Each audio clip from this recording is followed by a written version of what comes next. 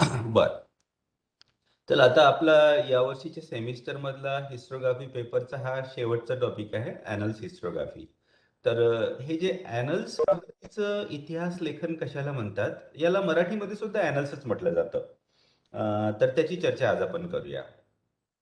आपण याच्यामध्ये ॲनल्स इतिहास लेखनाचा अर्थ काय आहे, कुठल्या परिस्थितीमध्ये ॲनल्स इतिहास लेखनाची सुरुवात झाली, या ॲनल्सच्या विचाराचा विकास कसा झाला, ॲनल्स इतिहास लेखनाला योगदान देणारे महत्त्वाचे इतिहासकार कोणते होते, त्यांच्या विचारामध्ये काही शॉर्टकमिंग, काही उणिवा होत्या का, आणि शेवटी समअप करूया.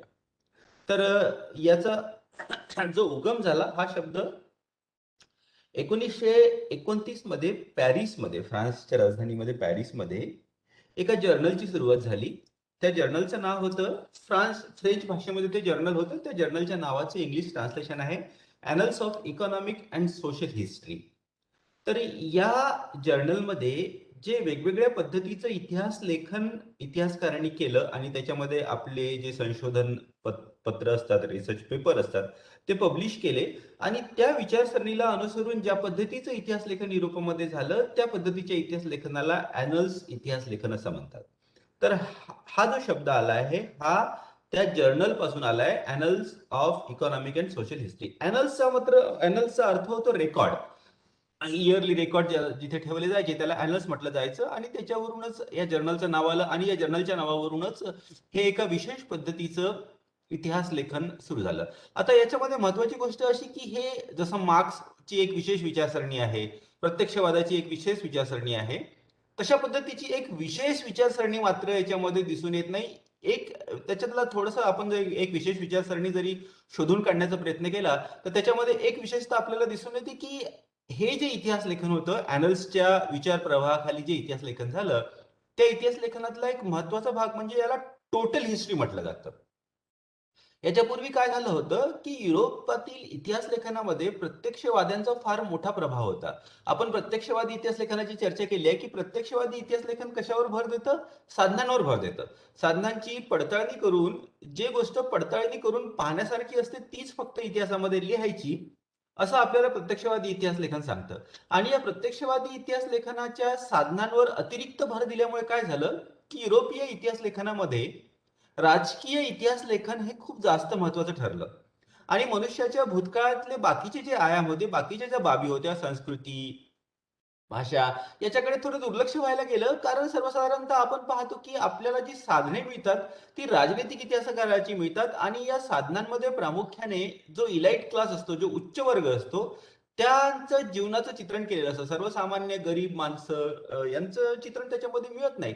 तर ही इतिहास लेखनातली उणीव या ॲनल्स इतिहासकारांनी आपल्या लिखाणामध्ये पॉइंट आउट करण्याचा प्रयत्न केला. आणि मग या विचाराशी अनुसरून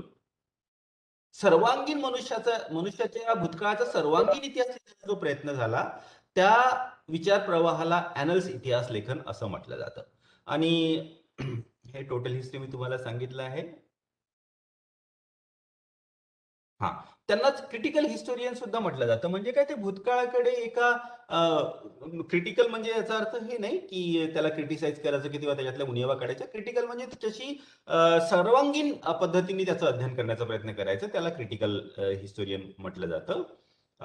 तर याच्या हे पण सांगितलंय मी ओरिजिन, की कुठल्या परिस्थितीमध्ये ॲनल्स या विचार प्रवाहाचा उगम झाला, की खूप प्रत्यक्षवादी इतिहासकारांच्या प्रभावाखाली राजनैतिक इतिहासाला खूप जास्त महत्व दिलं गेलं होतं. आर्काईव्ह मध्ये जाऊन, जिथे रेकॉर्ड ठेवलेले असतात, तिथे जाऊन जोपर्यंत तुम्ही अध्ययन करत नाही, तोपर्यंत तुम्ही इतिहासकार आहे असं समजलं जाणार नाही. अशी विचारसरणी प्रत्यक्षवादी इतिहासकारांच्या प्रभावामुळे युरोपमध्ये वाढीस लागली होती. आणि त्याच्या विरुद्धचा हा एक विचार प्रवाह होता की हे चुकीचं आहे.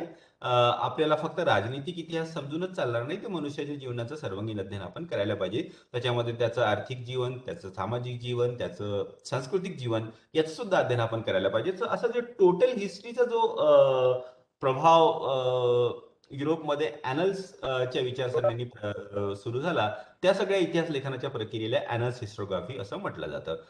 हे बघा, हे फ्रेंच नाव आहे त्या जर्नलचं, ॲनल्स डी हिस्टोरी इकॉनॉमिक सोशली. आता हे फ्रेंच मला प्रोनाऊन्सिएशन बरोबर करता येत नाही, पण त्याचं इंग्लिश ट्रान्सलेशन जे मी आधी तुम्हाला सांगितलं, annals of economic and social history. तर मार्क ब्लॉच आणि लुसियन फेव्हरे हे सुरुवातीचे इतिहासकार होते, ज्यांनी या जर्नलचं एडिटिंग केलं, या जर्नलमध्ये लिखाण केलं आणि हे जे ॲनल्सची जी विचारसरणी आहे त्याचे ते पायनर मानले जातात, त्याचे ते जनक मानले जातात, आद्य प्रवर्तक मानले जातात. मनुष्याचं जीवन हे एक ऑर्गॅनिक युनिटी असतं आणि त्याच्यामुळे त्याला कंपार्टमेंटलायझेशन, त्याचे भाग, हा राजनीतिक इतिहास, सामाजिक इतिहास, हा सांस्कृतिक इतिहास, असं भाग करणं बरोबर राहणार नाही आणि आपण त्याचं सर्वांगीण अध्ययन आपण करायला पाहिजे असं ते म्हणतात. तर इतिहासाचा प्रामुख्याने उद्देश हा असावा की मनुष्याचं लाईफ हे ॲज अ होल आपण स्टडी करायला पाहिजे. आणि जर का हे आपल्याला इतिहासाचं किंवा भूतकाळ हे व्यवस्थित समजून घ्यायचं असेल, तर आपल्याला जे बाकीचे जे विषय असतात त्याच्याशी संवाद साधायला पाहिजे. म्हणून आपण बघतो की ॲनल्सच्या प्रभावाखाली, ज्याला मल्टीडिसिप्लिनरी स्टडी म्हटलं जातं इंग्लिशमध्ये. मल्टीडिसिप्लिनरी स्टडी म्हणजे काय? एकाच वेळी वेगवेगळ्या विषयांना एकत्र आणून अध्ययन करणं आणि म्हणूनच ॲनल्सच्या प्रभावाखाली इतिहासाने राजनीतिक शास्त्र, इतिहासाने सोशॉलॉजी, समाजशास्त्र, इतिहासाने अर्थशास्त्र, इतिहासाने भूगोल, या सगळ्या विषयाशी सुद्धा संवाद साधायला पाहिजे. या सगळ्यांची सांगड आपसात घालून आपण मनुष्याच्या भूतकाळाचं व्यवस्थित विश्लेषण करू शकू, व्यवस्थित मनुष्याचा भूतकाळ समजू शकू, असं ॲनल्स हिस्टोरियन आपल्याला सांगण्याचा प्रयत्न करतो. हं. आता महत्वाचे ॲनल्स इतिहासकार कोणकोणते होते, तर त्याच्यापैकी सगळ्यात सुरुवातीचा जो आहे तो आहे मार्क ब्लॉच आहे. लिओपोल्ड बेंजामिन मार्क ब्लॉच त्याचं पूर्ण नाव होतं. फ्रान्समधल्या एका ज्यू फॅमिलीमध्ये, यहुदी फॅमिलीमध्ये त्याचा जन्म झाला होता. त्याचे वडील सुद्धा इतिहासकारच होते आणि रोमन इतिहासकारांनी हा बराच प्रभावित झाला होता. पॅरिस आणि नंतर जर्मनीमधल्या बर्लिन या ठिकाणी त्यांनी अध्ययन केलं. आणि इमिल डर्खाईम हा तत्कालीन एक समाजशास्त्रज्ञ होता. त्या इमिल डर्खाईमच्या प्रभावाखाली हा आला. प्रथम विश्वयुद्धामध्ये फ्रान्सच्या बाजूनी तो युद्धामध्ये सम्मिलित झाला. युद्ध संपल्यानंतर 1914 ते 1919 पर्यंत हे प्रथम विश्वयुद्ध चाललं आणि त्याच्यानंतर मग हा परत आपला अध्ययनाकडे वळला. ॲनल्स हे जे जर्नल निघत होतं वरती, जे मी तुम्हाला सांगितलं, पूर्ण नाव त्याचं आहे annals of economic and social history, याचा तो एडिटर झाला 1929 पासून 1942 पर्यंत. त्यानंतर स्ट्रासबर्ग विद्यापीठामध्ये तो प्राध्यापक झाला. आणि जो दुसरा ॲनल्सचा इतिहासकार होता, Lucian फॅब्रे,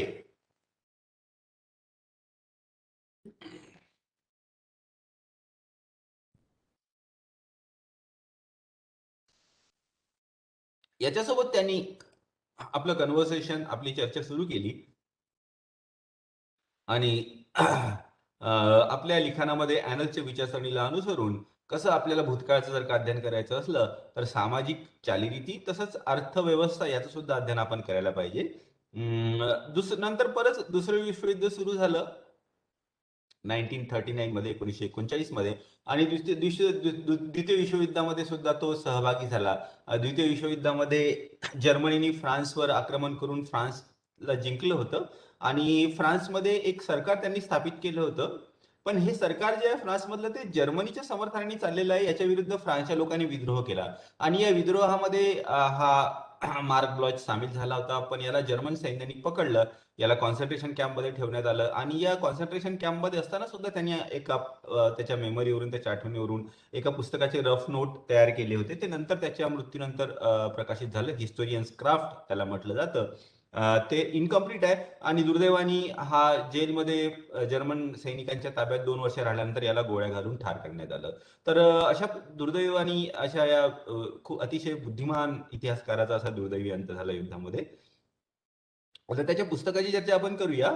the island of France 1913 मध्ये त्याचं प्रकाशित झालेलं पहिलं पुस्तक आहे. आणि त्याच्या पूर्वी जे इतिहास लेखनाची जी परंपरा होती, त्या परंपरेपासून आणि दूर जाऊन त्या फ्रान्स मधली जी जमीन, मृदा कशा पद्धतीची आहे, वेगवेगळ्या भाषा कशा पद्धतीच्या आहे, आर्किओलॉजिकल रिमेन आणि आर्किटेक्चर, या सगळ्यांची सांगड घालून इतिहास लिहिण्याचा प्रयत्न केला. त्याच्यापूर्वी सर्वसाधारणतः इतिहासकार मृदा कशा पद्धतीची आहे, जमीन कशा पद्धतीची आहे, याचं अध्ययन आपल्याला इतिहासकार करताना दिसत नाही. पण यांनी मात्र ते इतिहास त्याचं अध्ययन केलेलं आपल्याला दिसून येतं. त्यानंतर 1920 मध्ये किंग्स अँड सर्व हे त्याचं पुस्तक प्रकाशित झालं आणि या पुस्तकामध्ये सर्वसाधारणतः जसं तत्कालीन प्रत्यक्षवादी इतिहासकारांच्या प्रभावाखाली जे इतिहास लेखन होत होतं त्याच्यामध्ये सर्वसाधारणतः जे उच्चवर्गीय लोक असायचे त्यांचा दृष्टिकोन आपल्याला इतिहास लेखनामध्ये प्रतिबिंबित झालेला दिसायचा, त्यांचं जीवन हे प्रतिबिंबित झालेलं दिसायचं. पण याच्यामध्ये सुद्धा त्यांनी परंपरेपासून दूर जाऊन जे सर्फ म्हणजे काय, जे शेतावर काम करणारे असायचे आणि त्यांच्यावर काही बंधन असायची. ते गुलाम नव्हते, गुलामापेक्षा त्यांची कंडिशन थोडी चांगली होती, पण त्यांच्यावर बंधन असायची की ज्या शेतामध्ये त्याला जमीनदारांनी नेमून दिलेलं आहे त्या शेतावर त्याला काम करणं आवश्यक असायचं, काम करणं भाग पडायचं. तर त्याच्या दृष्टिकोनातून त्यांनी हा इतिहास लिहिलेला आहे, किंग्स अँड सर्फ. त्याच्यानंतर 1924 मध्ये द रॉयल टच हे पुस्तक आलं आणि याच्यामध्ये सुद्धा अगदी ट्रॅडिशनल इतिहासापासून त्यांनी दूर जाऊन इतिहास लेखन एका वेगळ्या पद्धतीने करण्याचा प्रयत्न केला आणि याच्यामध्ये समाजाची मानसिकता कशी असते हे त्यांनी संशोधन करून आपल्या लिखाणामध्ये समोर आणण्याचा प्रयत्न केला. सर्वसाधारणतः ज्याला मेंटॅलिटीज म्हणतात, सायकोलॉजी ऑफ द सोसायटी, एका समाजाची मानसिकता, हा खरं तर इतिहास लेखनाचा फारसा महत्वाचा विषय नसायचा तत्पूर्वी. पण त्यांनी तत्कालीन जी अंधश्रद्धा होती 13व्या ते 16व्या शतकामध्ये युरोपमध्ये आणि स्पेशली इंग्लंड आणि फ्रान्समध्ये, तर त्यांच्यामध्ये एक अंधश्रद्धा अशी होती की एखाद्या माणसाला जर का चर्मरोग झाला असेल, स्किन डिजीज झाली असेल, तर तो राजाने स्पर्श केल्यानंतर तो चर्मरोग बरा होतो. आणि ही या सायकोलॉजीचा उपयोग राजे महाराजे लोकांच्या मनामध्ये आपलं प्रभुत्व स्थापित करण्यासाठी करायचे. आणि त्या सायकोलॉजीचं अध्ययन त्यांनी आपल्या पुस्तकामध्ये केलं आहे. त्या सायकोलॉजीमध्ये तो सांगतो की लोक या विचाराने इतके जास्त प्रभावित झालेले असायचे की समजा राजाने टच केल्यानंतर स्किन डिजीज, तो चर्मरोग जर का बरा जरी नाही झाला तरी त्या अंधश्रद्धेपासून लोकांचा विश्वास उठायचा नाही. उलट ते स्वतःची समजूत घालायचे की कदाचित राजाने व्यवस्थित टच नसेल केलं किंवा माझ्याकडनं ते व्यवस्थित टच करून झालं नाही तर मी परत जाऊन राजाकडून टच करून घेतो, राजाकडनं स्पर्श करून घेतो. म्हणजे काय, अंधश्रद्धा ही माणसाच्या सायकोलॉजीमध्ये, माणसाच्या मानसिकतेमध्ये इतक्या खोलवर बिंबलेली असते की आपल्या विचारांच्या विपरीत परिणाम जरी समोर आले तरी ते परिणाम स्वीकार करून आपलं मत बदलण्याची मानसिकता ही समाजाची नसते. हे हे त्यांनी आपल्या अध्ययनातून, या रॉयल टच एक जे की 1924 मध्ये प्रकाशित झालं त्याच्यामधून हे समोर आणण्याचा प्रयत्न केला. आणि त्याच्यातूनच मग लोकांची मानसिकता, धार्मिक विचार, अंधश्रद्धा आणि या सगळ्या गोष्टीचं अध्ययन करताना त्याला समाजशास्त्र, अँथ्रोपॉलॉजी, सायकोलॉजी या सगळ्या गोष्टीचं सांगड ही इतिहासाची घालावी लागली. तर जसं ॲनल्स जे आपल्याला सांगण्याचा प्रयत्न करतं की इतिहासाचं अध्ययन जर का आपल्याला व्यवस्थित करायचं असेल, व्यवस्थित जर का भूतकाळ समजून घ्यायचा असेल, तर आपल्याला इतर विषयाची सांगड घालणं हे आवश्यक आहे. हे त्यांनी आपल्या या पुस्तकाच्या उदाहरणातून समोर आणण्याचा प्रयत्न केला. तसंच तत्कालीन कालखंडामध्ये याच पुस्तकातून शेती व्यवस्था कशी होती, सामाजिक न्याय कसा होता, सोशल रूल कसे होते, न्याय व्यवस्था कशी होती, या सगळ्याचं अध्ययन करून त्यांनी या पुस्तकामध्ये मांडणी केलेली आपल्याला दिसून येते. त्याच्यानंतर 1924 मध्ये फ्रेंच रूलर सोसायटी हा ग्रंथ त्यांनी त्याचा प्रकाशित झाला आणि मध्यकालीन ग्रामीण ग्रामीण फ्रान्समध्ये कशा पद्धतीचं समाज जीवन असायचं याचं विश्लेषण तो करतो. आणि फ्रान्स मधलं जे ॲग्रेरियन, जे शेतकऱ्याचं जीवन होतं, त्याचं वर्णन तो व्यवस्थित करतो. ती अगदी भूतकाळापासून रिव्होल्युशन पर्यंत, जेव्हा फ्रान्समध्ये राज्यक्रांती झाली तिथपर्यंत. आणि कशी गुलामाची व्यवस्था ही हळूहळू नष्ट होत गेली आणि त्याची जागा सर्फडम आले. सर्फडम ही एक युनिक फीचर होता युरोपियन सोसायटीचा, ज्याच्यामध्ये त्या शेतावरती काम करणाऱ्या शेतकऱ्यांना कंपल्शन असायचं, त्यांना तिथे शेतावर काम करावंच लागायचं, तिथून त्याची सुटका नसायची, पण ते अर्थात गुलाम नव्हते. त्याच्यानंतर 1940 मध्ये फुडल सोसायटी हे त्याचं पुस्तक आलं. हे पुस्तक बरंच प्रसिद्ध आहे आणि समाजामध्ये कसे सामाजिक बदल होत जातात याचं विश्लेषण तो करतो युरोपियन समाजामध्ये. त्याच्यानंतर समाजातले जे वेगवेगळे घटक असतात, समाज, अर्थव्यवस्था, राजनीती, टेक्नॉलॉजी आणि सायकोलॉजी, हे तत्कालीन सरंजामशाही व्यवस्थेमध्ये कशा आपसामध्ये यांची सांगड झालेली होती याचं विश्लेषण त्या पुस्तकामध्ये करतो. युरोपातल्या सरंजामशाही व्यवस्थेचं विश्लेषण करणारं हे अतिशय महत्वाचं पुस्तक आहे. आणि या पुस्तकाची सुद्धा मांडणी करताना आर्किओलॉजी, ॲग्रॉनॉमी म्हणजे काय, सॉइल जी मृदा असते आणि प्लांट्स असतात त्याचं अध्ययन, कार्टोग्राफी म्हणजे मॅपचा इतिहास, फोकलोअर म्हणजे जे परंपरागत मौखिक गाणे असतात त्याचं अध्ययन, भाषाशास्त्रज्ञ, इकॉनॉमिक थिअरी, स्टॅटिस्टिकल मेथड, या सगळ्या गोष्टीचं अध्ययन करून त्यांनी आपला हा ग्रंथ लिहिलेला आहे. तर या सगळ्या विषयाला एकत्र आणून भूतकाळाचं व्यवस्थित मांडणी करण्याचं जे ॲनल्सचं जी विचारसरणी आहे त्याचं खूप चांगलं उदाहरण हे फुडल सोसायटी हे पुस्तक आहे. आणि त्याच्यानंतर हे हिस्टरी अँड क्राफ्ट, जसं आधी सुरुवातीला सांगितल्याप्रमाणे द्वितीय विश्वयुद्धामध्ये त्याला जर्मनीच्या सैन्याने पकडलं आणि जेलमध्ये टाकलं, आणि जेलमध्ये असताना त्याला जे जे काही आठवत होतं, अध्ययन त्यांनी केलेलं होतं ते त्यांनी रेखाटलं, आणि मग त्याच्या मृत्यूनंतर हे प्रकाशित झालेलं आहे. आणि याच्यामध्ये इतिहास लेखनाबद्दलच्या, इतिहासाच्या ज्या ज्या विचारसरणी होत्या मार्क ब्लॉचच्या, त्याची चर्चा तो करताना दिसून येतो.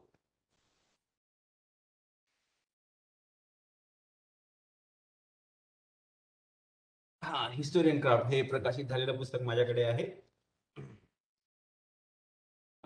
तर याच्या इंट्रोडक्शन मध्येच इतिहासाचा काय उपयोग आहे आणि इतिहास हे सायन्स आहे का, याविषयी तो चर्चा करतो.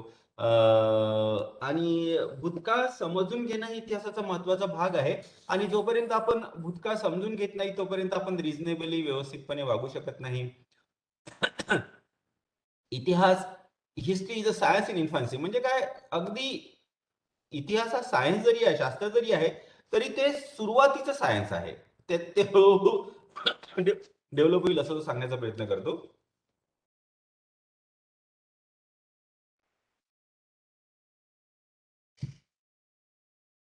आणि जसे जसे काळाच्या ओघामध्ये जास्तीत जास्त इतिहासकार समोर येऊन सायंटिफिक दृष्टिकोनातून इतिहास लेखनाचा प्रयत्न करतील, तर तसं तसं इतिहासाचं जे व्याप्ती आहे आणि इतिहासाची जी खोली आहे ती वाढत जाईल असं तो सांगण्याचा प्रयत्न करतो. इतिहास आणि शास्त्र, सायन्स जे असतात, जसं जसं पॉझिटिव्हिस्टची आपण चर्चा केली, प्रत्यक्षवादी इतिहासाला सोशल फिजिक्स म्हणतात. पण हा सांगतो की सायन्स आणि इतिहास याच्यामध्ये फरक असा आहे, जो फरक ड्रिल करणाऱ्या व्यक्तीमध्ये, बघा, एक जो ड्रिल करणारा व्यक्ती असतो, प्लंबर जो असतो, ज्याला आपल्या घरामध्ये पाईप वगैरे लावणाऱ्याचं काम करतो, त्याला काय करायचं असतं की त्याला ड्रिल करून पाईप हा भिंतीला फिक्स करायचा असतो. त्याचं काम फक्त हे असतं की पाईप तिथे राहायला पाहिजे आणि त्या पाईपातून पाणी व्यवस्थित गेलं पाहिजे, किंवा त्या पाईपाला ड्रिल करून त्याला नळाची तोटी बसवायचं असतं वगैरे. पण जो बासुरी तयार करणारा असतो, त्या बासुरी तयार करणाऱ्याला सुद्धा त्या बांबूला छिद्र करायचे असतात. पण दोघही जण जरी छिद्र करत असले तरी बासुरी तयार करणाऱ्याचं काम हे वेगळं असतं, कारण त्या बासुरीमधून हवा फुकली तर त्याच्यातून मधुर स्वर निघायला पाहिजे, हा उद्देश असतो. पण प्लंबरला मात्र नुसतं होल करून तो पाईप जो आहे तो त्या भिंतीला पक्का चिटकला पाहिजे, हा त्याचा उद्देश असतो. तर दोघंही जर का ड्रिल करत असतील तरी दोघांचा उद्देश मात्र वेगळा आहे असं तो सांगण्याचा प्रयत्न करतो. म्हणजेच काय, इतिहास आणि शास्त्र हे यांची, हे जवळ, याच्यामध्ये काही गोष्टी साम्यता असते, दोन्ही शास्त्र जरी असले तरी शास्त्रांचा उद्देश वेगळा असतो. ते एक सायंटिफिक इन्व्हेस्टिगेशन करण्याचा प्रयत्न करतात, पण इतिहासामध्ये सायंटिफिक इन्व्हेस्टिगेशन सोबत कलात्मकता सुद्धा लागते, हे तो सांगण्याचा प्रयत्न करतो. आणि हा फरक शास्त्र आणि इतिहास याच्यामध्ये आहे. त्याच्या पुस्तकातील 4 चॅप्टर्स आहे. पहिल्या चॅप्टरमध्ये इतिहास हा एक सिरियस सायन्स आहे असं तो सांगण्याचा प्रयत्न करतो. दुसरं चॅप्टर जे आहे त्याचं टायटल आहे हिस्टॉरिकल ऑब्झर्वेशन. आणि याच्यामध्ये भविष्यामध्ये इतिहास लेखन कशा पद्धतीचं होईल याची चर्चा तो करतो. तिसरं चॅप्टर हिस्टॉरिकल क्रिटिसिझम आहे, आणि या हिस्टॉरिकल क्रिटिसिझम मध्ये इतिहासाचे संशोधन निर्मित करताना कसं काही खोटे इतिहासाचे साधने आपल्या समोर आले असताना कसे काही साधने खोटे तयार केलेले असतात, जे रेकॉर्ड असतात ते कितपत विश्वसनीय असतात याची चर्चा ते करतो. चौथ्या चॅप्टरमध्ये ग्रुप सायकोलॉजी, एखाद्या समाजाचं, एखाद्या ग्रुपची मानसिकता कशी असते. आणि पाचवं जे आहे ते अनफिनिश आहे, इनकम्प्लीट आहे पाचवं चॅप्टर. आणि मल्टिपल कॉजेशन, एखाद्या घटनेमागे कसे वेगवेगळे कारण असू शकतात, कॉजेशनची चर्चा तो करतो. तर हे त्याचं 5 खंडात्मक पुस्तक आहे. तर मार्क ब्लॉचचं जे इतिहास लेखनाला जे योगदान होतं ते आता आपण थोडंसं समप करूया. एक त्याचं महत्वाचं योगदान आहे, त्याची महत्वाची विचारसरणी आहे ती म्हणजे मेंटॅलिटीज, एखाद्या काळाची सायकोलॉजी समजून घेणं. कारण ती सायकोलॉजी समजल्याशिवाय आपल्या इतिहासाचं आकलन हे व्यवस्थित होणार नाही, हे ते सांगण्याचा प्रयत्न करतो. एखाद्या समाजाची जडणघडण कशा पद्धतीची असते, समाजाचं कलेक्टिव्ह थिंकिंग कशा पद्धतीचं असते हे तो सांगण्याचा प्रयत्न करतो. मध्यकालीन युरोप आणि तिथली राजव्यवस्था याचं त्यांनी अध्ययन केलेलं आहे. पुडलिझम आणि स्लेवरी, सरंजामशाही आणि गुलामगिरी यांची आपसात काय सांगड असते याची चर्चा करतो. तो फक्त आर्काइव्हल रेकॉर्ड जे असतात त्याच्यावर अवलंबून न राहता जॉग्राफी, भौतिक भूगोलाचं, सायकोलॉजीचं, मानसिक मनसशास्त्राचं, सोशॉलॉजीचं, आर्किओलॉजी, ॲग्रोनॉमी, कार्टोग्राफी, फोल्कलोर आणि लिंग्विस्टिक या सगळ्या विषयाचं ज्ञान तो आपल्या इतिहास लेखनामध्ये अप्लाय करतो, त्याला आणण्याचा प्रयत्न करतो. इकॉनॉमिक थिअरी आणि स्टॅटिस्टिकल मेथड करून तो हिस्टॉरिकल इन्व्हेस्टिगेशन करतो. तर हे मार्क ब्लॉकचं झालं. आता या ॲनल्स इतिहासकारांमध्ये दुसरा महत्वाचा जो इतिहासकार आहे तो आहे फर्नांड बुडेल. तर फ्रान्समध्येच हे दोघेही फ्रान्सचेच होते, मार्क ब्लॉच आणि फर्नांड बुडेल. 1902 मध्ये याचा जन्म झाला होता. अगदी सुरुवातीपासूनच खूप शार्प इंटेलेक्ट त्याचं होतं. सुरुवातीला त्यानं आपलं अध्ययन झाल्यानंतर इतिहासाचा शिक्षक म्हणून त्यांनी आपल्या करिअरची सुरुवात केली. पण ज्या पद्धतीचा इतिहास हा शिकवला जातो शाळा कॉलेजेसमध्ये तो चुकीचा आहे, सुपरफिशियल आहे, वरवरचा आहे असं त्याला वाटायला लागलं. आणि आपण इतिहासाबरोबरच इतर विषयाचं सुद्धा अध्ययन करायला पाहिजे असं त्याला वाटायला लागलं. त्याच्यानंतर अल्जेरिया ही फ्रेंचची कॉलनी होती. तिथे अल्जेरियस युनिव्हर्सिटीमध्ये तो प्राध्यापक झाला.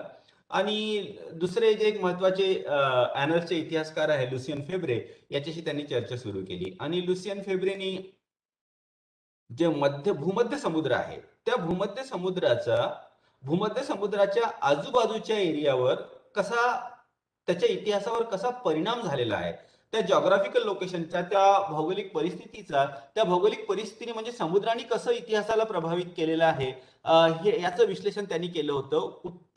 त्या भूमध्य समुद्राच्या उत्तरेकडचा जो भाग आहे त्याच्या संदर्भात. तर लुसियन फेब्रे आणि फर्नांड बुडेल यांचा जे पत्रव्यवहार झाला तर फर्नांड बुडेलला त्यांनी समजावण्याचा प्रयत्न केला की तू या भूमध्य समुद्राच्या दक्षिणेकडचं अध्ययन कर. दक्षिणेकडे स्पेन येतो आणि म्हणूनच त्याच्या विचाराशी सहमत होऊन फर्नांड बुडेलनी त्या भूमध्य समुद्राचा पुढच्या 10 वर्षात खूप सखोल अध्ययन करण्याचा प्रयत्न केला. आणि मग दुसरं विश्वयुद्ध सुरू झालं. तर दुसऱ्या विश्वयुद्धामध्ये तो जर्मनीच्या विरुद्ध लढला आणि जर्मन सैन्याने त्याला पकडून मग जेलमध्ये टाकलं. आणि मग तो जेलमध्ये असताना त्यांनी जे जे अध्ययन केलं ते सगळं त्यांनी रिकलेक्ट केलं, ते सगळं त्यांनी लिहिलं. आणि मग जेलमधून सुटल्यानंतर ते सगळे आपले नोट्स त्यांनी व्यवस्थित करून प्रकाशित केले. आणि त्याचाच परिणाम म्हणून जे पुस्तक प्रकाशित झालं त्या पुस्तकाचं नाव आहे the Mediterranean and the Mediterranean world in the age of Philip two. 1949 मध्ये पुस्तक प्रकाशित झालं. म्हणजे काय, फिलिप 2च्या कालखंडामध्ये भूमध्य समुद्र आणि त्याच्या आजूबाजूचं जे जग होतं त्याचं अध्ययन हे पुस्तक करतं. आणि या पुस्तकामध्ये जवळजवळ 100 वर्षाचा कालखंड त्यांनी अध्ययन केलेलं आहे. 2 खंडात्मक हे पुस्तक आहे. आणि ॲनल्सच्या विचारसरणी मधलं हे खूप महत्वाचं पुस्तक मानलं जातं. खूप साऱ्या ऑफिशियल करस्पॉन्डन्स आणि पेपरचं अध्ययन त्यांनी केलं होतं. 20 वर्ष जवळजवळ त्याला हे पुस्तक लिहायला लागले. याचं मी जॉग्राफिकल एरिया सांगितलंच आहे, भूमध्य समुद्राच्या दक्षिणेकडचा. म्हणजे काय, उत्तर आफ्रिका आणि स्पेन याचं अध्ययन त्यांनी प्रामुख्याने केलं. तर त्याच्यामधले भौगोलिक परिस्थिती कशी होती, शहर कसे निर्मिती झाले, कम्युनिकेशन, दळणवळणाची साधनं ही कशा पद्धतीची होती, सामाजिक जीवन कसं होतं, आर्थिक आणि राजनीतिक जीवन कसं होतं, हे याचं अध्ययन तो करतो.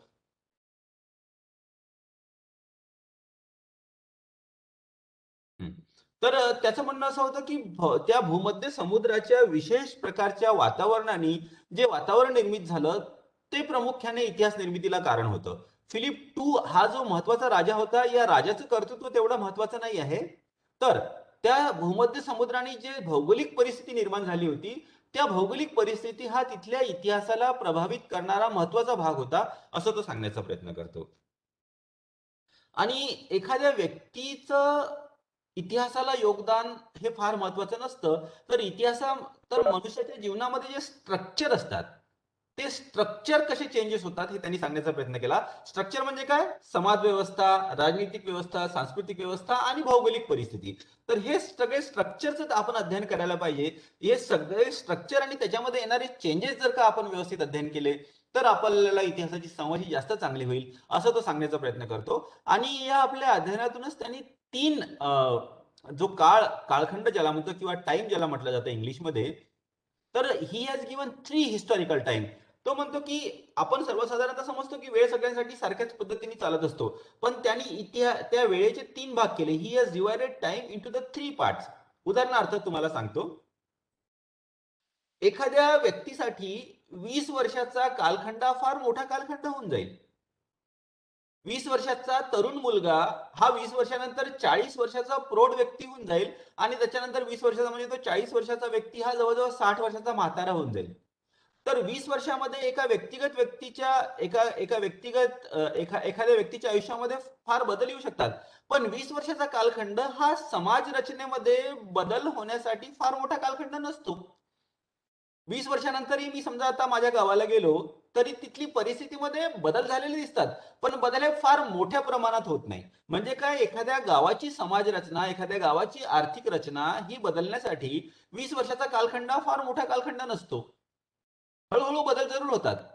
20 वर्षामध्ये, आजपासून 20 वर्षापूर्वी सुद्धा भारतामध्ये गरिबी, बेरोजगारी होती आणि त्या समस्या आज पण आहेत. त्याच्यामध्ये काही बदल हळूहळू होतात, निश्चितच होतात. पण त्याची स्पीड ही फार कमी असते जर का आपण 20 वर्षाचा कालखंड हा एका समाज रचनेच्या दृष्टिकोनातून जर का विचार केला. पण 20 वर्षाचा कालखंड हा एका व्यक्तीसाठी फार मोठा असतो. आणि याच्याही पलीकडे जाऊन भौगोलिक परिस्थितीमध्ये बदल होण्यास फार मोठा कालखंड लागतो. हजारो लाखो वर्ष लागून जातात. तर म्हणजे काय, वेळ ज्या पद्धतीने मूव्ह होते, वेळ ज्या पद्धतीने जाते, ती एका व्यक्तीसाठी आणि घटनेसाठी फार फास्ट प्रमाणात जाते. सामाजिक, राजनैतिक आणि सांस्कृतिक संरचनेमध्ये बदल होण्यासाठी ती त्याच्यापेक्षा संथ गतीने जाते. आणि भौगोलिक परिस्थितीमध्ये बदल होण्यासाठी फार मोठा कालखंड लागतो. म्हणजे काय, भौगोलिक परिस्थितीसाठी कालखंड किंवा वेळ ही फार स्लो मूव्ह होत असते. तुम्हाला समजलं का? हे महत्वाचं योगदान आहे. आणि यालाच तो फ्रेंच भाषेमध्ये डरीज म्हणतात. डरीज म्हणजे time. So the time moves very fast for the individual, it moves slow for the society and political structure, and it moves very slow for the geographical structure. भौगोलिक परिस्थितीसाठी वेळ हा फार स्लो मूव्ह होत असतो. राजनीतिक, सामाजिक आणि सांस्कृतिक परिस्थितीसाठी त्याच्यापेक्षा थोडासा फास्ट जात असतो. 50-100 वर्षामध्ये बदल झालेले आपल्याला दिसून येतात. आजपासून 100 वर्षापूर्वीची सामाजिक परिस्थिती जशी होती, आज बराच बदल झालेला आपल्याला दिसून येतो. आणि व्यक्तीसाठी वेळ हा फार फास्ट मूव्ह होत असतो. 100 वर्ष आजकाल कोणी जगत नाही. त्यामुळे मी जसा आजपासून माझं वय जातं जवळजवळ 50 वर्षाचा आहे. माझ्यासाठी हा जो 50 वर्षाचा कालखंड आहे बराच मोठा होता. मी छोटासा होतो, शाळेत गेलो आणि हळूहळू मग नंतर कॉलेज, नोकरी करणे वगैरे वगैरे. तर माझ्या जीवनामध्ये या 50 वर्षामध्ये फार बदल होत गेले. पण या 50 वर्षामध्ये जर का आपण सामाजिक संरचनेचा जर का विचार केला भारतामधल्या, तर त्याच्यामध्ये फार मोठ्या प्रमाणात बदल झालेले आपल्याला दिसून येत नाही, बदल झालेले दिसून येतात. म्हणजेच काय, जो कालखंड माझ्यासाठी फार फास्ट मुव्हिंग होता, तो कालखंड माझ्या समाजासाठी किंवा माझ्या देशासाठी बऱ्याच संथ गतीने पुढे जातो आहे. So it is a second layer of time. The first layer of time is for individual. वेळेचा पहिला स्तर हा व्यक्तीसाठी, दुसरा स्तर हा सामाजिक आणि राजनीतिक आणि सांस्कृतिक संरचनेसाठी, आणि तिसरा स्तर जो असतो तो भौगोलिक परिस्थितीसाठी असतो. भौगोलिक परिस्थिती फारच संथ गतीने चेंज होते. मी आजही माझ्या गावामध्ये जातो. आज पूर्वी जी नदी होती ती आज पण नदी, अर्थात त्याच्यामध्ये आता पाणी कमी असतं. चेंजेस झाले पण थोडेफार झाले. तर अशा पद्धतीचं त्यांनी अध्ययन करून आपल्या समोर मांडण्याचा प्रयत्न केला. आणि या तिन्ही संरचनेमध्ये आपसातली सांगड झालेली असते. उदाहरणार्थ, नदीच्या काठावर जर का गावं असतील, पण 100, 200, 300 वर्षामध्ये जर का नदी आटायला लागली, तर ती गावातली लोक दुसरीकडे स्थलांतरित होऊन जातील. म्हणजे काय, जॉग्राफिकल परिस्थितीमध्ये जो बदल झाला, त्या बदलाचा परिणाम लोकांच्या सामाजिक जीवनावर आणि राजनीतिक जीवनावर झाला. कारण ते आता गावातून स्थलांतरित होऊन दुसरीकडे गेले. आणि या गावाचं स्थलांतर हे त्या गावातील इंडिव्हिज्युअल लोकांच्या जीवनावर पडणे आवश्यक आहे. म्हणजे काय, वेळेचे जे 3 भाग केले गेले आहे, individual time, social time and geographical time. व्यक्तिगत वेळ, सामाजिक वेळ आणि भौगोलिक वेळ, या तिन्ही वेळेची आपसात सांगड असते, एक दुसऱ्याला प्रभावित करतात. उदाहरणार्थ आपण पाहतो की दिल्ली सारख्या ठिकाणी आता प्रदूषणामुळे प्रदूषण झालं, भौगोलिक परिस्थिती बदलत गेली.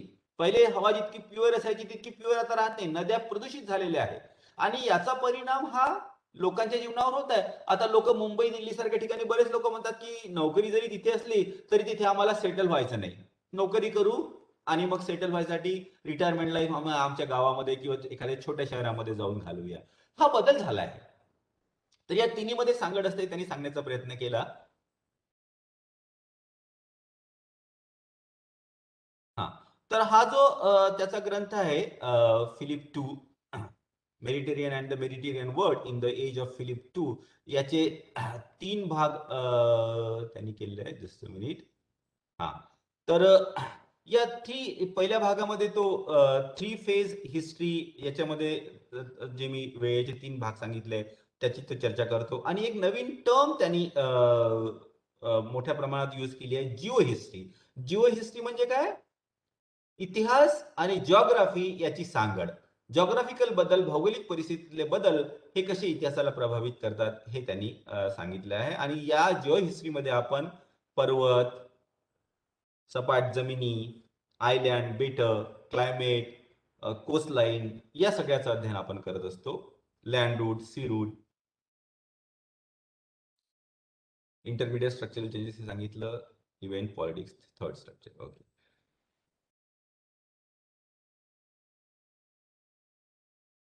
हा, हे बघा इथे मी हे जॉग्राफिकल हे पिक्चोरियल रिप्रेझेंटेशन सुद्धा केलंय. सगळ्यात खाली जॉग्राफिकल असतं, नंतर स्ट्रक्चरल, पॉलिटिकल, सोशो कल्चरल आणि इंडिव्हिज्युअल टाइम. तर या बुडेलच्या मते जॉग्राफी हे एक महत्वाचं रिझन असतं, महत्वाचं कारण असतं आणि या जॉग्राफीवर आधारितच पॉलिटिकल, सोशो कल्चरल स्ट्रक्चर तयार होतं आणि ते व्यक्तीला आणि घटनांना प्रभावित करतं. इथे बघा मार्क्सच्या विचारांशी याची याची काही समानता आपल्याला दिसून येते. फक्त मार्क्स मध्ये आणि याच्यामध्ये फरक असा आहे की मार्क्स सांगतो की अर्थव्यवस्था ही महत्वाची असते आणि या अर्थव्यवस्थेवर आधारितच राजनैतिक आणि सामाजिक सांस्कृतिक स्ट्रक्चर तयार होतं, व्यवस्था तयार होते. पण ब्रुडेल मात्र सांगतो की जॉग्राफिकल फीचर हे जास्त महत्वाचं असतं. हे बघा, हा भूमध्य समुद्र आहे आणि या भूमध्य समुद्राने या आजूबाजूच्या देशांच्या इतिहासाला प्रभावित केलेलं आहे. तर त्याचं जे पुस्तक आहे, Mediterranean and the Mediterranean world in the age of Philip two, त्याचा हिरो हा भूमध्य समुद्र आहे, फिलिप टू नाही. फिलिप टू नी बऱ्याच गोष्टी केल्या, युद्ध लढल्या, पण फिलिप टू मात्र या भूमध्य समुद्राला जिंकू शकला नाही. उलट भूमध्य समुद्राने फिलिप टूच्या व्यक्तिमत्वाला, त्याच्या वागण्याला आणि त्याच्या महत्वाच्या निर्णयाला प्रभावित केलेलं आहे, असं तो सांगण्याचा प्रयत्न करतो. त्याच्यानंतरचं त्याचं महत्वाचं पुस्तक आहे सिव्हिलायझेशन अँड कॅपिटलिझम. याच्यामध्ये तो जगभरातली अर्थव्यवस्था कशा पद्धतीने विकसित होत गेली याची चर्चा तो करतो. तर आता हे बघा, आधी सांगितल्याप्रमाणे ॲनल्स इतिहासकार हे टोटल हिस्ट्रीवर जरी भर देत असले तरी हे एकांगी विचारसरणी मात्र निश्चितच नव्हती.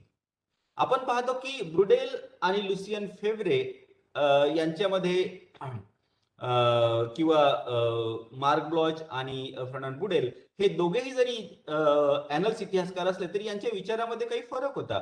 उदाहरणार्थ लुसियन फेब्रे आणि मार्क ब्लॉच सांगतो की घटना आणि स्ट्रक्चर, सामाजिक आणि राजनीतिक स्ट्रक्चर हे एक दुसऱ्याला प्रभावित करतं असं ते सांगतं. पण ब्रुडेल मात्र सांगण्याचा प्रयत्न करतो की मनुष्य हा आजूबाजूच्या भौगोलिक परिस्थितीने निर्माण केलेल्या स्ट्रक्चरचा, भौगोलिक परिस्थितीने निर्माण केलेल्या व्यवस्थेचा गुलाम असतो. म्हणजे काय, एखाद्या व्यक्तीला तो फार महत्व देत नाही. तसंच मार्क ब्लॉच जो आहे तो समाजाच्या मानसिकतेला, मेंटॅलिटीज, त्याचा आपण पुस्तकाचं चर्चा केली आहे द रॉयल टच, आणि या रॉयल टच मध्ये कसं तत्कालीन युरोपची मानसिकता होती की राजाने स्पर्श केला तर आपले जो चर्मरोग आहे तो बरा होतो. तर मेंटॅलिटीजला मार्क ब्लॉच हा फार महत्व देतो, पण फर्नांड बुडेल मात्र मेंटॅलिटीजला, समाजाच्या मानसिकतेला फार महत्व देत नाही. तर त्याच्या दृष्टिकोनातून जॉग्राफिकल स्ट्रक्चर हे जास्त महत्वाचं असतं, हे तो सांगण्याचा प्रयत्न करतो. आपण हळूहळू पाहतो, जर का यांचं योगदानाचा आपण चर्चा करण्याचा प्रयत्न केला तर हळूहळू हे अॅनल्सची विचारसरणी फ्रान्सपासून सुरुवात होऊन युरोपमध्ये, नंतर अमेरिका, ब्राझील इकडे पसरली. टोटल हिस्ट्री, संपूर्ण इतिहासावर त्यांनी भर दिला. इंटरडिसिप्लिनरी अप्रोच, इतिहासाची सांगड ही इतर विषयाशी घालून इतिहासाचं अध्ययन करायला पाहिजे, हे त्यांनी आपल्याला सांगण्याचा प्रयत्न केला. स्ट्रक्चर त्यांनी समजण्याचा प्रयत्न केला, जॉग्राफिकल स्ट्रक्चर आणि जॉग्राफिकल स्ट्रक्चरवर आधारित बाकीचे स्ट्रक्चर, पॉलिटिकल, राजनीतिक आणि सांस्कृतिक, हे त्यांनी सांगण्याचा प्रयत्न केला. मेंटॅलिटीज समजून घेण्याचा प्रयत्न केला. प्रत्येक काळाची मेंटॅलिटी वेगळी असते आणि आपण आजच्या जगामध्ये आपलं अपब्रिंगिंग झालेलं असतं. आजच्या जगाच्या मानसिकतेचा प्रभाव आपल्या मनावर असतो आणि या मानसिकतेतून आपण भूतकाळाची मानसिकता ही वेगळी राहू शकते, ही गोष्ट आपण निश्चितच लक्षात ठेवायला पाहिजे. या अॅनल्स इतिहासकाराच्या प्रभावामुळे जे नॉन ट्रॅडिशनल सोर्सेस होते, उदाहरणार्थ कविता, ग्रामगीते असायचे, हे सगळे सुद्धा इतिहासाची साधने म्हणून त्याला मान्यता मिळत गेली. हे कुठल्याही एका विशिष्ट विचारसरणीवर आधारित नव्हतं, तर अॅनल्सनी मनुष्याच्या जीवनाचा सर्वांगीण अध्ययन करण्याचा प्रयत्न केला. त्याच्या विरुद्ध काही क्रिटिसिझम सुद्धा करण्यात येतं. उदाहरणार्थ ब्रुडेलनी जे सांगितलं की भौगोलिक परिस्थिती हा प्रमुख घटक असतो, पण भौगोलिक परिस्थिती ही फार हळूहळू चेंज होते.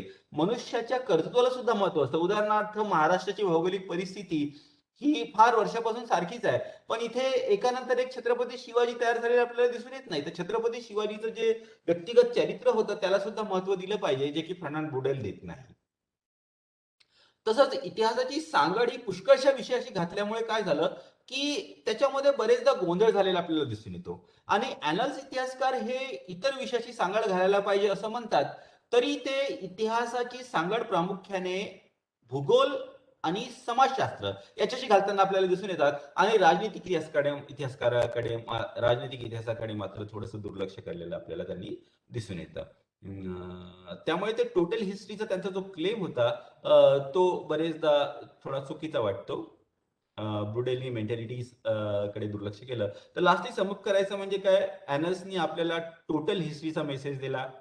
त्यांनी स्ट्रक्चर समजण्याचा प्रयत्न केला, जॉग्राफिकल स्ट्रक्चर, त्याच्यावरती सामाजिक, राजनीतिक आणि सांस्कृतिक स्ट्रक्चर, आणि त्याच्यावरती जे असतं ते मनुष्य किंवा घटना असतो. आणि या तिन्हीसाठी ब्रुडेलच्या दृष्टिकोनातून वेळ ही वेगवेगळ्या गतीने धावत असते. एखाद्या व्यक्तीसाठी आणि घटनेसाठी वेळ ही फार फास्ट धावत असते. 20 वर्षाचा कालखंड व्यक्तीसाठी फार मोठा असतो. त्याच्यापेक्षा थोडं संथ गतीने सामाजिक वेळ धावत असते. 50, 100, 200 वर्ष समाजामध्ये बदल व्हायला लागतात. आणि त्याच्यापेक्षा अगदी संथ गतीने ही भौगोलिक वेळ धावत असते. भौगोलिक परिस्थितीमध्ये बदल होण्यासाठी फार फार फार मोठा कालखंड लागतो. मेंटॅलिटीजचं महत्व आपल्याला अॅनल्सने सांगितलं आणि अॅनल्समध्ये काही अंतर्विरोध सुद्धा आपल्याला दिसून येतात. तर इथे अॅनल्स हिस्टोग्राफी संपलं. जर का तुम्हाला काही शंका असेल तर तुम्ही मला विचारू शकता किंवा चॅट बॉक्समध्ये